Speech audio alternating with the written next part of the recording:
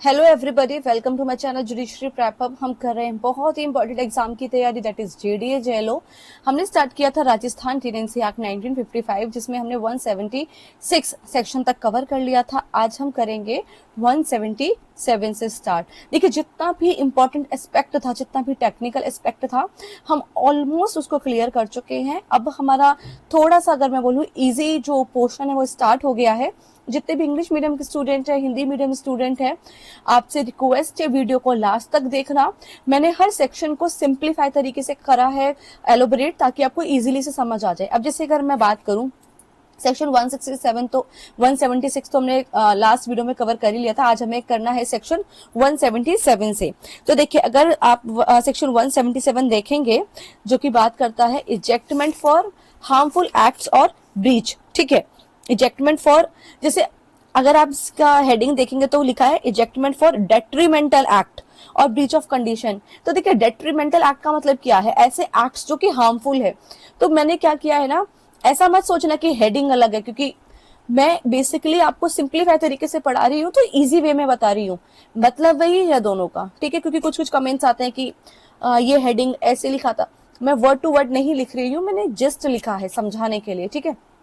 अब जैसे कि सेक्शन 177 है इजेक्टमेंट फॉर डेट्रीमेंटल एक्ट्स और ब्रीच ऑफ कंडीशन, ठीक है। अहितकर कार्य या शर्त भंग के लिए बेदखली। अब यहाँ पर क्या हो रहा है, टीनेंट को इजेक्ट किया जा रहा है, ठीक है। टीनेंट को बेदखल किया जा रहा है। क्यों? क्योंकि देखो, टीनेंट ने या तो लैंड को डैमेज पहुंचा दिया है, या फिर वो उस पर्पस के अगेंस्ट काम कर रहा है जिस पर्पस के लिए उसको लैंड दी गई थी, या फिर उसने क्या कर दिया, जो कॉन्ट्रैक्ट की कंडीशन थी उसका ब्रीच कर दिया। जैसे कि इस कॉन्ट्रैक्ट से आपने लैंड लिया कि मैं इस पर गेहूं की खेती करूंगा, ठीक है, पर्पस यही था। आप अफीम की खेती करना शुरू कर दिए, तो अब ये क्या है? ये वैलिड कॉन्ट्रैक्ट जो था आपके बीच में, उसका ब्रीच कर रहे हैं आप कंडीशन का। ऐसे केसेस में इजेक्टमेंट लैंडलॉर्ड करवा सकता है। लेकिन एक बात हमेशा याद रखना है, इंपॉर्टेंट, प्लांटिंग ट्रीज और legal improvement is not ground, ठीक है। अगर किसी ने ट्रीज को प्लांट कर दिया है तो आप ये नहीं कह सकते कि एक हार्मफुल एक्ट है, या फिर कोई लीगल इंप्रूवमेंट कर रहा है तो वो एक ग्राउंड नहीं होगा इजेक्टमेंट कराने का। प्रोसीजर क्या है? बहुत सिंपल है। एप्लीकेशन लगाएगा लैंड होल्डर, ठीक है। फिर क्या होगा, नोटिस को इशू किया जाएगा, ठीक है। नोटिस क्या होगा, फिर इशू किया जाएगा। उसके बाद अगर उस नोटिस जो उसके पास आया है, टीनेंट के पास, और वो ये कहता है कि इस नोटिस में जो बात कंडीशंस दी गई हैं वो ठीक नहीं है, इसका मतलब अब वो क्या कर रहा है, उस नोटिस को कंटेस्ट कर रहा है, तो वो नोटिस ही सूट बन जाएगा। और अगर वो नोटिस को कंटेस्ट नहीं करता है, जो भी बात उस नोटिस में लिखी गई है, ठीक है, और वो उसको क्या कर रहा है, कंटेस्ट नहीं कर रहा है, तो फिर ऑर्डर पास कर दिया जाएगा इजेक्टमेंट का। तो बेसिकली अगर आप ये इस बात को अग्री कर रहे हैं कि आपने जो वैलिड कॉन्ट्रैक्ट की कंडीशन है उसको ब्रीच किया है, या फिर जिस पर्पस के लिए आपको वो लैंड मिली थी उसके अगेंस्ट में आप यूज कर रहे हैं, तो उस फिर तो आपका अगेंस्ट ऑर्डर पास ही हो जाएगा। और आप कहते हैं कि नहीं, लैंड होल्डर झूठ बोल रहे हैं, मैं कंटेस्ट करना चाहता हूं, तो फिर क्या होगा, वो नोटिस आपका क्या हो जाएगा, सूट बन जाएगा। लेकिन एक बात हमेशा याद रखनी है, इसमें जो ट्रांसफरी है और सब टीनेंट, वो उनको भी पार्टी बनाया जा सकता है, ठीक है। ट्रांसफरी और सबटीनेंट को भी पार्टी बनाया जा सकता है। तो ग्राउंड फॉर इजेक्टमेंट इंक्लूड्स, तो इंप्रूवमेंट को इंक्लूड किया जाता है इजेक्टमेंट के ग्राउंड में? नहीं, ना ही ट्री प्लांटेशन को। हाँ, डैमेज कर रहे हो लैंड को तो वो एक ग्राउंड बन सकता है इजेक्टमेंट के लिए, ठीक है। जैसे कि टीनेंट ने कन्वर्ट कर लिया फार्म लैंड को इनटू ब्रिक किल, ठीक है। अब इसमें क्या है, इजेक्टमेंट क्या है, पॉसिबल है। अब है सेक्शन 178। 178 बात करता है डिक्री और ऑर्डर अंडर सेक्शन 177। अब जो डिक्री और ऑर्डर 177 के अंदर आए हैं, ठीक है, तो अब वो ऑर्डर आ गया इजेक्टमेंट का, तो हम क्या है, इसमें रिलीफ ले सकते हैं, इस इजेक्टमेंट से रिलीफ मिल सकता है। तो देखिए क्या इस सेक्शन ने बोला, कोर्ट में इजेक्ट फुली और partially but gives chance to tenant. अब इजेक्टमेंट ऑर्डर भी आ गया है। अब देखो, अगर आप सबसेक्शन 1 पढ़ेंगे सेक्शन 177 178 का, उसमें क्या लिखा है, अ डिक्री और order under section 177 may direct the ejectment of a tenant either from such portion thereof as the court having regard to all the circumstances of the case may direct, कि कुछ सी portion से भी ejectment मिल सकता है, जरूरी नहीं है कि पूरे लैंड से इजेक्टमेंट मिले, कोर्ट चाहे तो इजेक्टमेंट का ऑर्डर सिर्फ पार्शियली भी दे सकती है, ठीक है। अब ये जो इतना बड़ा सबसेक्शन 1 है उसको मैंने एक छोटे से जिस्ट में लिख दिया कि कोर्ट चाहे तो इजेक्ट कर सकती है टेनेंट को फुली भी और पार्शियली भी। अब इसका जो सबसेक्शन 2 है जिसमें बात की गई है, such decree orders shall further direct that if the tenant repair the damage और पे सच कंपनसेशन, अगर टेनेंट ने जो डैमेज किया है, अगर टेनेंट उस डैमेज को रिपेयर करवा देता है या फिर क्या करता है, जो डैमेज किया है उसके लिए कंपनसेशन दे देता है, ऐसे केस में as the court thinks fit within 3 months, ठीक है, 3 महीने के अंदर अंदर अगर वो ऐसा कर देता है from the date of the decree, ejectment decree आई है, इजेक्टमेंट का ऑर्डर आया है, ठीक है, कि आपने लैंड को डैमेज किया है इसलिए आपको इजेक्ट किया जा रहा है, और आपने उस डिक्री के 3 महीने के अंदर अंदर उस डैमेज को या तो रिपेयर करा दिया या तो कंपनसेशन दे दिया, उस केस में क्या होगा, from the date of decree or order or within such period as the court may for reason to be recorded allow the decree or order shall not be executed, ठीक है।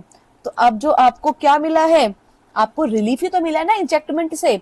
अब अगर कोई भी स्टूडेंट डायरेक्ट ये देखेगा section 178 को, अरे मैम ने तो रिलीफ फ्रॉम इंजेक्टमेंट लिख दिया, जबकि इसकी हेडिंग तो बात करती है डिक्री और ऑर्डर अंडर सेक्शन 177।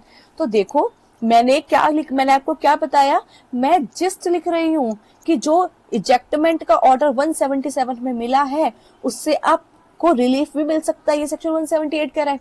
तो क्यों हम बिना मतलब की कॉम्प्लिकेशंस में फंसे, अगर हम किसी चीज को सिंप्लीफाई तरीके से पढ़ सकते हैं, ठीक है।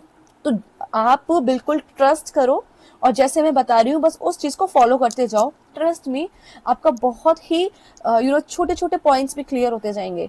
अब जैसे 177 आपने पढ़ा कि 177 का जो ऑर्डर होता है उससे आप रिलीफ भी मिल सकता है आपको, और ये बात 178 में की गई है। बात बस इतनी कंडीशन है कि 3 महीने के अंदर अंदर या तो उस डैमेज को रिपेयर करा दो या फिर आप उसका कंपनसेशन दे दो। तो ये क्या होगा, ये जो ऑर्डर था 177 का, शैल नॉट बी एग्जीक्यूटेड, ठीक है, accept in respect of cost, cost तो देनी पड़ेगी बट डिक्री को एग्जीक्यूट नहीं कराया जाएगा, तो ठीक है, या तो डैमेज को। अब देखो इतना बड़ा सेक्शन था, अगर सिंपल सा मैंने बताया कि कोर्ट चाहे तो कोर्ट में फुली भी इजेक्ट कर सकता है टेनेंट को, पार्शियली भी इजेक्ट कर सकता है, और टेनेंट को चांस में मिल रहा है कि अगर आप डैमेज को रिपेयर करा देते हो या फिर उस डैमेज के लिए कंपनसेशन लैंड होल्डर को 3 महीने के लिए दे देते हो और ऐसा कॉम्प्लाई कर देता है टेनेंट, इजेक्टमेंट को एग्जीक्यूट नहीं किया जाएगा।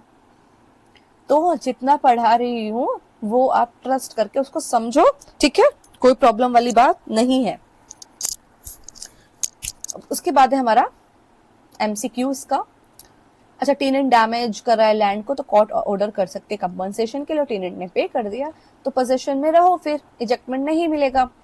लेकिन अगर tenant can avoid ejectment by, tenant अपनी इजेक्टमेंट को अवॉइड करवा सकता है, बिल्कुल करवा सकता है, कंपनसेशन पे करके या रिपेयर करवा कर डैमेज को। अब है हमारा सेक्शन 179 सूट फॉर कंपनसेशन। अब देखो अब एक और, अब मैंने यहाँ पर हेडिंग क्या लिखी, ऑल्टरनेटिव रेमेडी, इसमें क्या लिखा है, सूट फॉर कंपनसेशन। तो एक बात बताओ, अगर आप सूट फाइल कर रहे हो कंपनसेशन के लिए, कंपनसेशन क्या है, कंपनसेशन एक रेमेडी तो है, तो मैंने बस वही लिख दिया। तो आपको कंफ्यूजन अपने माइंड में नहीं रखनी है, ठीक है, आपको अपने माइंड में कंफ्यूजन नहीं रखनी है कि हेडिंग अलग है, ये मैं आपको बेसिकली जिस्ट के साथ क्लियर करा रही हूँ। अब देखिए, instead of ejectment land holder can file suit for compensation, injunction और रिपेयर ऑफ डैमेज। देखिए अभी तक क्या हो रहा था, 2 सिचुएशन थी। जब लैंड को डैमेज पहुंचाया गया तो टेनेंट ने जब लैंड को जो है डैमेज पहुंचाया तो यहाँ पे लैंड होल्डर ने क्या कहा कि आप इजेक्ट कर दो, मेरी लैंड से चले जाओ। पहला रेमेडी उसके पास ये अवेलेबल थी लैंड होल्डर के पास। दूसरी रेमेडी उसके पास ये भी है कि वो कोर्ट में सूट फाइल करके ये कह सकता है कि देखो इसने मेरी लैंड को जो है नुकसान पहुंचा है, मुझे आप कंपनसेशन दिलवा दो। तो ये उसके पास एक ऑल्टरनेटिव रेमेडी हो गई। पहली रेमेडी क्या थी? इजेक्टमेंट। और कंपनसेशन क्या है उसकी दूसरी रेमेडी। अभी इससे पहले जो हम कंपनसेशन की बात पढ़ रहे थे उसमें टेनेंट खुद से कंपनसेशन दे रहा है कि मैंने आपको नुकसान पहुंचाया आपके लैंड को, 3 महीने के अंदर अंदर मैं आपको कंपनसेशन दे रहा हूँ। इस केस में लैंड होल्डर खुद टेनेंट से बोल रहा है कि कंपनसेशन मुझे दो, मैं सूट फाइल कर रहा हूँ तुम्हारे खिलाफ कंपनसेशन के लिए, क्योंकि आपने मेरी लैंड को क्या करा है? डैमेज किया है। ठीक है, तो अब इजेक्टमेंट की जगह लैंड होल्डर क्या क्या कर सकता है? सूट फाइल करके कंपनसेशन मांग सकता है, इंजंक्शन मांग सकता है और डैमेज को रिपेयर करवा सकता है। ठीक है, जैसे माइनर डैमेज हो गए तो लैंड होल्डर क्या करेगा? फाइल कर देगा कंपनसेशन इंस्टेड ऑफ इजेक्टमेंट। ठीक है, land holder may choose instead of ejectment compensation suit। ठीक है, अब है हमारा सेक्शन 180। 180 क्या बात करता है? 180 बात करता है additional provision for the ejectment of खुदकश और गैर खातेदार टीनेंट और सब टीनेंट। अब देखिए कुछ एडिशनल ग्राउंड बताए गए हैं इजेक्टमेंट कराने के लिए। अगर खुदकश लैंड है या फिर गैर खातेदार कौन है? टीनेंट है या फिर सब टीनेंट है। ठीक है, उसके लिए कुछ एडिशनल ग्राउंड्स बताइए हैं। अब देखिए क्या ग्राउंड्स हैं। This section provides extra grounds on which certain tenants, खुदकश टीनेंट, गैर खातेदार टीनेंट और सब टीनेंट कैन बी रिजेक्टेड।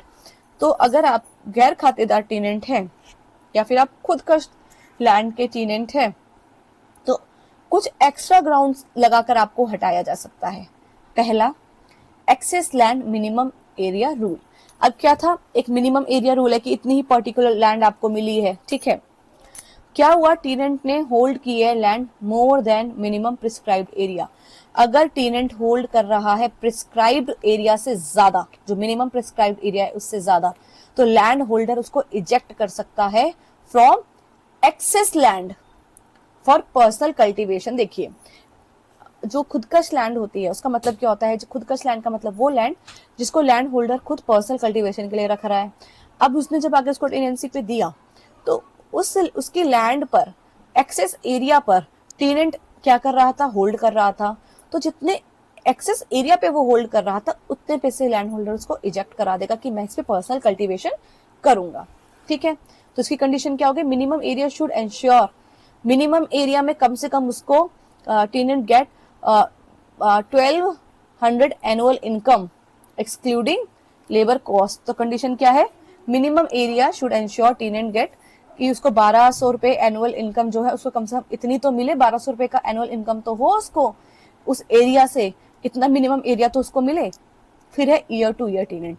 अगर टेनेंट जो है होल्ड कर रहा है लैंड ईयर टू ईयर, उसको इजेक्ट भी किया जा सकता है। अगर ईयर टू ईयर टेनेंसी दी है तो टेनेंट की जो होल्डिंग है, होल्डिंग वाली लैंड है, उसको इजेक्ट किया जा सकता है। एक्सेप्शन क्या है? आबू एरिया के जो टेनेंट है can not be ejected on this ground. क्योंकि 15 B से ही अगर हमने पढ़ा हुआ है, बी से मतलब बढ़िया बढ़िया लोग हैं भाई ये, आबू एरिया वाले है ना, अजमेर सनल एरिया, सबको बढ़िया प्रिविलेज मिला हुआ है। तो यहाँ पे भी प्रिविलेज है। आबू एरिया के लोगों को आप ईयर टू ईयर वाली जो टेनेंसी है उससे क्या है, उस ग्राउंड पर रिजेक्ट नहीं कर सकते। ठीक है, फिर है इसका meaning, even if lease expired but landlord accept rent treated as year to year tenancy, year to year tenant. इसका एक एक्सेप्शन में इसका जो मीनिंग अगर आप देखेंगे तो इसमें यह कहा गया, ठीक है, कि अगर लीज एक्सपायर हो गई है और लैंड होल्डर रेंट को एक्सेप्ट जो है लैंड होल्डर रेंट को एक्सेप्ट किया जा रहा है तो ऐसा माना जाएगा कि ईयर टू ईयर टेनेंसी चल रही है। ये बात याद रखना, अगर लीज एक्सपायर हो भी जाती है, लैंड होल्डर रेंट को एक्सेप्ट करता रहता है तो ऐसा माना जाएगा जैसे कि ईयर टू ईयर टेनेंसी चल रही है। एक्सपायरी ऑफ लीज, अगर लीज है या सब लीज है खत्म हो जाती है, land holder needs land for personal cultivation, तो भी इजेक्टमेंट अलाउड है। सही बात है, लीज खत्म हो गई है, अब लैंड होल्डर कह रहा है कि भाई लीज खत्म हो गई, क्या अब मुझे पर्सनल कल्टीवेशन के लिए चाहिए ये लैंड, तो उस बेसिस पे भी इजेक्टमेंट हो सकता है। ठीक है, जरूरी नहीं है कि अगर आपने डैमेज ही पहुंचा रहे हो, इससे पहले हमने क्या पढ़ा था इजेक्टमेंट के लिए कि अगर आपने डैमेज पहुंचाया है लैंड को, ठीक है, तो आपको मिल रहा था इजेक्टमेंट, लेकिन गैर खातेदार हो और खुदकश लैंड पर अगर आप टेनेंट हो, उस केस में अगर आपने लैंड को क्या कहते हैं डैमेज नहीं भी पहुंचाया तो भी आपको इजेक्टमेंट मिल जाएगी, ठीक है, तब भी आप इजेक्टमेंट किए जा सकते हो अगर आपकी लीज एक्सपायर हो गई हो या फिर ईयर टू ईयर आपकी जो है टेनेंसी चल रही है, ठीक है। फिर है इसका सबसेक्शन डी, ओल्ड खुदकश लैंड कंडीशन। अब देखो अगर जो लैंड थी, ठीक है, land was under personal cultivation before 1948। अब लैंड होल्डर क्या है 1948 से पहले खुद ही उस लैंड पर पर्सनल कल्टीवेशन कर रहा था और फिर उसके बाद उसने उस लैंड को लीज पर दिया, तो जो land lease would have ended, तो जैसे ही लीज जो है समाप्त हो जाती है तो tenant continued due to protection laws, ठीक है, तो जो but tenant continued due to protection laws, तो उस समय पर क्या होगा कि फिर उसको हटाया जा सकता है, ठीक है। कब? कंडीशन क्या है, land must be needed for personal cultivation की, अब उसको पर्सनल कल्टीवेशन की मतलब पर्सनल कल्टीवेशन के लिए जरूरत है उस लैंड की, या फिर जो लैंड है वो बियॉन्ड मिनिमम एरिया हो गई है, क्योंकि अभी हमने ऊपर वाले सेक्शन में पढ़ा था ना कि अगर मिनिमम एरिया से ज्यादा लैंड है टेनेंट के पास, एक्सेस है, तो फिर उस पर इजेक्टमेंट पॉसिबल है और can not exceed ceiling limit. और वो था ना कि उसको लैंड पे कम से कम 1200 रुपए जो है पर ईयर कमा रहा हो, इतना तो उसको मेंटेन रखना है। और फिर इसका स्पेशल प्रोटेक्शन दिया गया आबू एरिया के जो टेनेंट को एजेक्ट नहीं किया जा सकता, आबू एरिया वाले जो टेनेंट है उनको टेनेंट्स जो है उनको एजेक्ट नहीं किया जा सकता if holding land since before 1957। अगर 1900 जो है 57 से पहले से वो अपने पास अगर लैंड पर हैं तो उनको इजेक्टमेंट नहीं किया जा सकता। और डीम्ड परचेजर, ठीक है, अंडर बॉम्बे टेनेंसी एक्ट, ये उस मतलब बॉम्बे टेनेंसी एक्ट है बेसिकली, उसके लिए बताया गया, तो यहाँ पर राजस्थान वाले में तो वैसे भी अप्लाई नहीं होगा। फिर इसका प्रोसीजर, मल्टीपल टेनेंट्स केस है तो government will prescribe rule if more than one tenant और पार्शियल एंड इजेक्टमेंट रिक्वायर्ड। और अगर ये बहुत सारे मल्टीपल टेनेंट्स हैं तो उसके लिए फिर गवर्नमेंट क्या करेगी, रूल को प्रिस्क्राइब करेगी। अब मेरी बात ध्यान से सुनना कि देखिए क्या हो रहा है, सिंपल सा बताया गया कि इजेक्टमेंट पॉसिबल जो होती है, इजीली इजेक्टमेंट आप नहीं करा सकते, ठीक है, अगर वो लैंड को डैमेज वगैरह कर रहा है तो ही पॉसिबल है, लेकिन खुदकश और गैर खातेदार जो सब टेनेंट है उनके केस में टेनेंसी अगर आप उनको इजेक्ट कराना चाहते हैं तो ग्राउंड बताया कि एक्सेस लैंड है, मिनिमम एरिया रूल है, उससे ज्यादा अगर टेनेंट के पास लैंड है तो इजेक्टमेंट पॉसिबल है। और कब पॉसिबल है कि उसको वो पर्सनल कल्टीवेशन के लिए चाहिए तब, ठीक है, और मिनिमम इतना तो उसके पास लैंड होनी चाहिए, इतना तो एरिया होना चाहिए कि वो हर साल के 1200 रुपए तो कमा ही सके उस लैंड से, ठीक है, टेनेंट के लिए इतना तो होना ही चाहिए। फिर अगर ईयर टू ईयर टेनेंसी है तो जैसी वो टेनेंसी खत्म हो रही है, जैसी वो लीज खत्म हो रही है तो भी उसको इजेक्ट किया जा सकता है, एक ये ग्राउंड है। एक्सपायरी ऑफ लीज, ठीक है, जैसे लीज एक्सपायर हो जाती है और फिर पर्सनल कल्टीवेशन के लिए जरूरत है तो फिर ये एक ग्राउंड है कि इजेक्टमेंट पॉसिबल है। फिर क्या बोला गया, अगर 1948 से पहले की कोई वो लैंड जो है लैंड होल्डर खुद उसको पर्सनल कल्टीवेशन के लिए यूज कर रहा था और बाद में उसने लीज पर दिया है और अगर लीज खत्म हो जाती है तो उसको क्या कहते हैं प्रोटेक्शन मिलेगा टेनेंट को, इसका मतलब इजेक्टमेंट नहीं है पॉसिबल। और इजेक्टमेंट कराना चाहता है तो फिर ये 3 कंडीशन है कि पर्सनल कल्टीवेशन के लिए चाहिए, या फिर मिनिमम एरिया है उससे जो है लैंड बियॉन्ड होनी चाहिए, और जो है जो सीलिंग लिमिट है उससे एक्सीड नहीं किया जाना चाहिए, ठीक है। आबू एरिया के जो पर्सन जो टेनेंट है उनको स्पेशल प्रोटेक्शन दी गई है कि अगर उनके पास 1957 से पहले की लैंड है तो फिर उनको इजेक्ट नहीं किया जा सकता। और अगर मल्टीपल टेनेंट्स हैं तो उस केस में गवर्नमेंट रूल जो है गवर्नमेंट प्रिस्क्राइब करेगी कि रूल क्या होगा, ठीक है, और क्या उनकी पार्शियल जो है लैंड इजेक्टमेंट हो सकती है, कराया जा सकता है। तो बेसिकली ये हमारा सेक्शन बात कर रहा था इस बारे में, ठीक है। एग्जाम्पल जैसे टेनेंट के पास 20 बीघा जमीन है और सरकार ने मिनिमम 15 बीघा तय किया है तो लैंड होल्डर क्या है 5 बीघा वापस ले सकता है और उसको किस लिए चाहिए, पर्सनल कल्टीवेशन के लिए चाहिए, ठीक है। तो 180 का जो एमसीक्यू है, क्या टेनेंट को इजेक्ट किया जा सकता है, कब किया जा सकता है, व्हेन होल्डिंग एक्सेस लैंड, ठीक है, वो भी कब, जब खुद का लैंड और गैर खातेदार टेनेंसी की बात हो रही है, उसके सब टेनेंसी की बात हो रही है, ठीक है। ये हमारा सेक्शन अगर आप 180 देखेंगे बहुत बड़ा सेक्शन था ये, ठीक है, लेकिन इसका मैंने जस्ट आपको बता दिया है। उसके बाद है हमारा सेक्शन 181 एप्लीकेशन एंड नोटिस। अब देखिए ये क्या बात कर रहा है, एप्लीकेशन फॉर इजेक्टमेंट। अब ये बहुत इंपॉर्टेंट है, इसको आप ध्यान से सुनना। अगर आप एप्लीकेशन लगाते हैं तो कितने टाइम के अंदर आपको एप्लीकेशन लगा लेनी है। तो देखिए, application for ejectment must be filed between 1 July to 30 September only. तो आपको अगर इजेक्टमेंट के लिए अप्लाई करना है तो 1 जुलाई से लेकर 30 सितंबर के बीच में ही आपको अप्लाई करना है ये एप्लीकेशन की मैं इसको इजेक्ट कराना चाहता हूँ। इसका रीजन आपको पता है कि ये क्यों बताया गया कि यही टाइम पीरियड, क्योंकि अगर आप एग्रीकल्चरल ईयर देखेंगे तो एग्रीकल्चरल ईयर कब से है, 1 जुलाई से 30 अगली 30 जून तक। तो जुलाई, अगस्त, सितंबर स्टार्टिंग के 3 महीने हैं। फिर उसके बाद तो क्या उसकी वो फसलें लगा लेगा, ठीक है, और मतलब अपना बेसिकली प्रोसेस स्टार्ट कर देगा लैंड पे। तो बीच में थोड़ी ना बोलोगे कि नहीं मुझे लैंड चाहिए, अब तो उसको पूरा हार्वेस्ट करने तक उसको लैंड की रिक्वायरमेंट रहेगी, इसलिए स्टार्टिंग के 3 महीने दे दिए, क्योंकि एग्रीकल्चर हमारा 1 जुलाई से स्टार्ट हो रहा है। तो स्टार्टिंग का 1 जुलाई से लेकर 30 सितंबर तक बोला है कि अगर इजेक्टमेंट कराना है तो एप्लीकेशन 1 जुलाई से 30 सितंबर के बीच में लगा देना। और ये बहुत ही इम्पोर्टेंट पॉइंट है, ठीक है, ये बहुत ही इंपॉर्टेंट पॉइंट है, आपको इसको याद रखना है। ये डेट पूछी जा सकती है कि कब आपको जो है ये एप्लीकेशन लगानी है इजेक्टमेंट के लिए। फिर है ejectment must contain, application must contain, application में क्या लिखा होना चाहिए। तो देखिए, जिस ग्राउंड पर आप इजेक्टमेंट करा रहे हैं ना, वो इजेक्टमेंट का जो ग्राउंड है वो आपको जरूर लिखा होना चाहिए।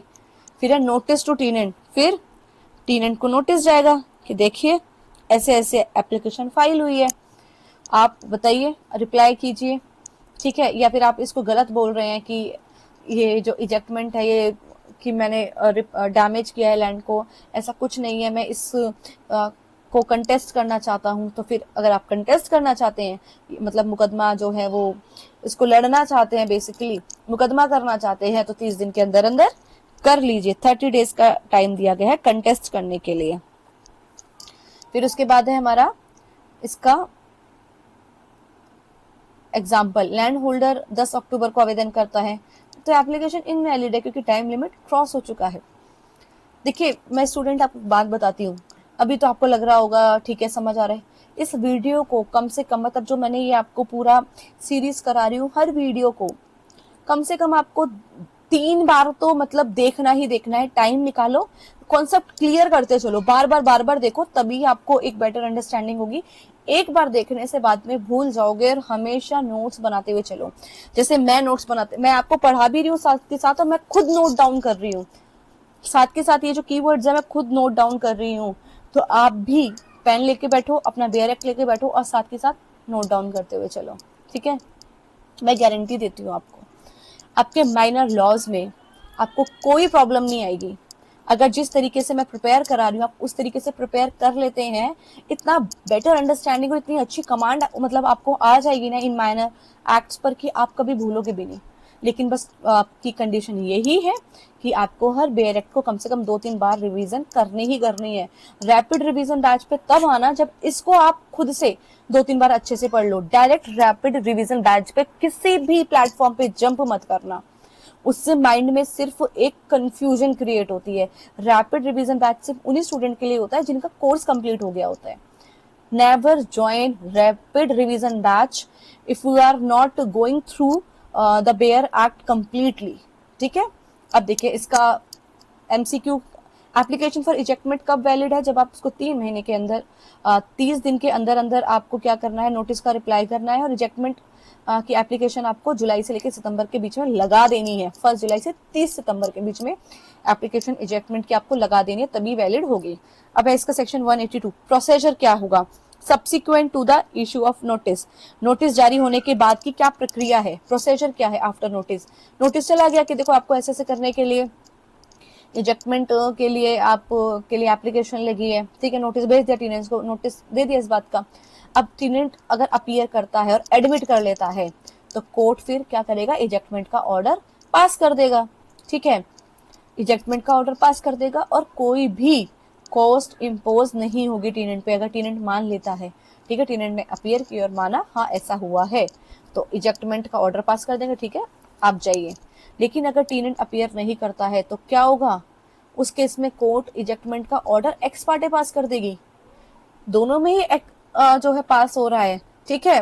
फर्स्ट केस में कब पास हो रहा है कि वो खुद ही एडमिट कर रहा है, सेकंड केस में वो आ ही नहीं रहा है तो एक्स पार्टे पास कर रही है। But tenant can apply within 30 days to set aside ex parte order. जैसे ही एक्स पार्टे ऑर्डर हुआ, टीनेंट को पता लगा अरे मेरे खिलाफ तो ऐसे नोटिस आया था और मुझे अपीयर भी करना था, मैंने अपीयर नहीं किया, मेरे खिलाफ तो एक्स पार्टे ऑर्डर पास हो गया, ठीक है, मैं जाता हूँ कोर्ट में और बताता हूँ कि देखो मैं इस वजह से नहीं आ पाया था, तो इस एक्स पार्टे ऑर्डर को आप सेट असाइड कर दीजिए। अगर और उसको रीजन भी देना होगा कि भाई ये रीजन था कि नोटिस जो है वो सर्व नहीं हुआ था प्रॉपरली, ठीक है, या फिर उसने कोई सफिशिएंट कॉज बता दिया कि मैं इसलिए एब्सेंट था, तो कोर्ट क्या करेगी, इस एक्स पार्टे ऑर्डर को जो है इजेक्टमेंट का एक्स पार्टे ऑर्डर था इसको कैंसिल कर देगी। इस इजेक्टमेंट ऑर्डर को क्या करेगी, कैंसिल कर देगी। अब आपका जो सबसेक्शन जो 1 है इसमें भी क्या है, इजेक्टमेंट ऑर्डर पास हो रहा है, ठीक है, इसमें भी इजेक्टमेंट ऑर्डर पास हो रहा है, लेकिन कैसे लेकिन सबसेक्शन 2 में भी इजेक्टमेंट ऑर्डर पास हो रहा है, कैसे हो रहा है, लेकिन वो एक्स पार्टे हो रहा है। कैसे हो रहा है, इजेक्टमेंट ऑर्डर हो रहा है एक्स पार्टे, इसके सामने आप लिख लो एक्स पार्टे इजेक्टमेंट ऑर्डर। ऊपर वाला तो ठीक है एडमिट करके हो रहा है। फिर उसका है subsection 3, if टीनेंट appears and contest. Subsection 1 में टीनेंट अपीयर एंड एडमिट, आप भी साथ के साथ इसको ऐसे ही लिखो, टीनेंट अपीयर, ठीक है, और फिर प्लस का साइन लगा के एडमिट, ठीक है। उसी तरीके से सबसेक्शन 3 के सामने लिखो टीनेंट अपीयर, ठीक है, और प्लस का साइन लगा के लिखिए कंटेस्ट, कि वो कंटेस्ट कर रहा है। सबसेक्शन 2 के सामने तो आपने एक्स पार्टे इजेक्टमेंट ऑर्डर लिख ही दिया है, ठीक है। अब क्या हो रहा है, टीनेंट ने क्या किया, अपीयर किया और उसने बोला कि देखो ये जो आपने बताया है ना, ये लैंड होल्डर मेरे खिलाफ जो बोल रहा है ये बिना मतलब में बोल रहा है, ऐसा कुछ हुआ ही नहीं है। तो वो एप्लीकेशन जो थी वो अब सूट बन जाएगी, क्योंकि आपको पता है किसी भी सिविल प्रोसेस को अगर आपको इनिशिएट करना है तो डिक्री तभी आएगी जब सूट फाइल हुआ है। डिक्री कब आती है, सीपीसी में पढ़ा है ना, डिक्री हमेशा सूट पर ही आती है। अब आप जब कोई कोर्ट सूट डिक्री पास करना चाह रहा है सिविल प्रोसेस में, तो फिर सूट होना चाहिए, इसीलिए इसी एप्लीकेशन को फिर सूट मान लेता है कोर्ट, कि ठीक है इसी एप्लीकेशन को हमने क्या मान लिया, सूट मान लिया, मतलब प्लेंट मान लिया। अब जब सूट बन गया तो कोर्ट फी लगेगी, ठीक है, तो आफ्टर कोर्ट फी आपने पे कर दी। अब case will proceed like normal suit, ठीक है, तो केस कैसे प्रोसीड होगा, case will proceed like normal suit. अब ये एप्लीकेशन सूट बन गई है, ठीक है। इसका एक्सेप्शन है, अगर तहसीलदार ने केस फाइल किया है तो कोर्ट फी नहीं लगेगी, क्योंकि तहसीलदार तो खुद ही गवर्नमेंट ऑफिसर है, ठीक है, वो क्या फी देगा, ठीक है। अब है इफेक्ट ऑफ डिक्री, ठीक है, अब जो डिक्री आएगी इस सूट पर उसका क्या इफेक्ट रहेगा, तो इस पर सेक्शन क्या होगा, सेक्शन 178 का क्लॉज 1 अप्लाई होगा और अब कोर्ट डिक्री पास कर देगी, इजेक्ट कर देगी पूरे पे से या फिर होल पार्ट से टीनेंट को। फिर हमारा सेक्शन, इसका सबसेक्शन 5 जो कि स्पेशल रूल है, ठीक है, क्या है स्पेशल रूल, जो कि किसके बारे में बात करता है, आर्म्ड फोर्सेस केसेस के बारे में बात करता है, आर्म फोर्स के केसेस की बात करता है। अगर लैंड होल्डर और खातेदार आर्म फोर्स से है तो court can allow ejectment from whole और part of holding even overriding normal restriction, ठीक है। उस केस में क्या होगा, कोर्ट इजेक्टमेंट को अलाउ कर सकती है अगर लैंड होल्डर और जो खातेदार है वो आर्म फोर्स का है। क्योंकि देखो क्या होता है ना, आर्म फोर्स का जो पर्सन है उसकी लैंड है, अब वो तो मोस्ट ऑफ द टाइम बाहर ही रहते हैं।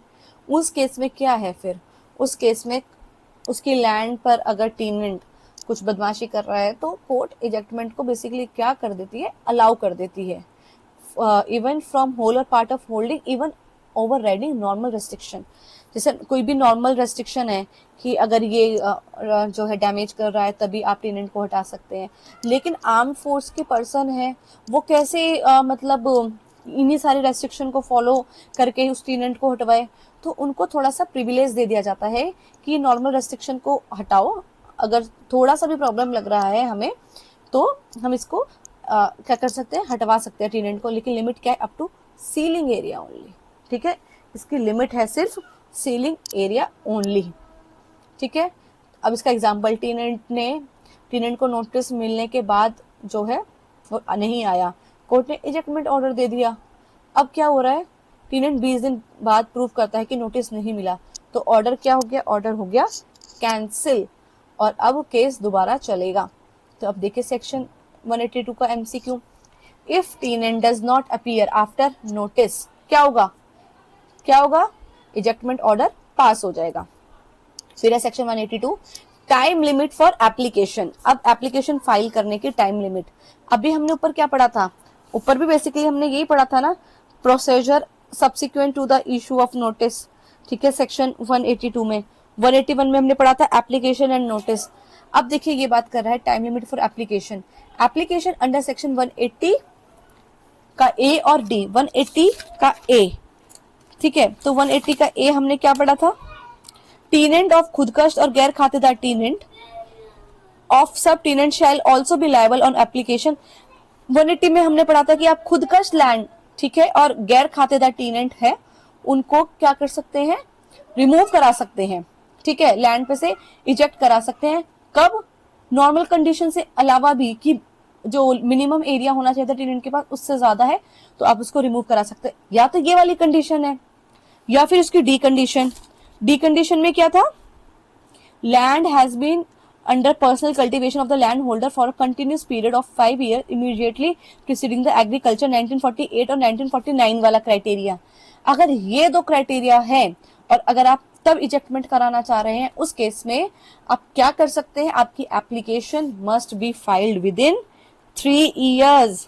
ठीक है, तो आपकी एप्लीकेशन कब फाइल्ड हो जानी चाहिए, must be filed with in 3 years from the commencement of this act. Exception क्या है, अगर लैंड होल्डर फॉल कर रहा है अंडर डिसेबिलिटी, भाई हो सकता है वो माइनर हो, विडो हो, सेपरेटेड वुमेन हो, ठीक है, 46 के केसेस यही है ना, और 25 साल से कम का स्टूडेंट हो, आपने 46 मैंने आपको पढ़ाया है ना, उसके अंदर यही कंडीशन है ना कि कोई माइनर है, कोई विडो है, सेपरेटेड वुमेन है, अलग रह रही है, या फिर 25 साल से कम का कोई स्टूडेंट है, उस केस में क्या होगा, उस केस में 3 years रूल वाला तो नहीं चलेगा, क्योंकि माइनर है, वो तो अभी 12 साल का ही है, 3 साल बाद भी वो 15 साल का होगा, तो उसको क्या बोला गया, जब उसकी डिसेबिलिटी एंड हो जाएगी उसके बाद से उसको 3 साल मिलेंगे। ठीक है, तो डिसेबिलिटी का केस है तो फिर क्या है, 3 years जब एंड हो जाएंगे उसके, ठीक है, डिसेबिलिटी से, फिर उसको एक फ्रेश टाइम पीरियड मिलेगा। Okay, 3 years from end of disability. तो देखिए एक्ट शुरू हुआ 1955 में, एप्लीकेशन किया 360 में, तो टाइम बार्ड हो गया। ठीक है, फिर इसका time limit for ejectment application, कितना टाइम लिमिट है इजेक्टमेंट एप्लीकेशन लगाने का, 3 साल। देखो एक बात आप हमेशा याद रखना, अगर सेक्शन 180 ए और डी का पॉइंट है, इसको आप लिख लो कहीं पे, अगर सेक्शन 180 का ए और डी की आपको एप्लीकेशन लगानी है, ठीक है, तो टाइम लिमिट कितना है, 3 years। और नॉर्मल एप्लीकेशन जो हम लगा रहे थे, ठीक है, इजेक्टमेंट के लिए, जिसे डैमेज वगैरह कर दिया है, उस केस में 1 जुलाई से लेके 30 सितंबर। ठीक है,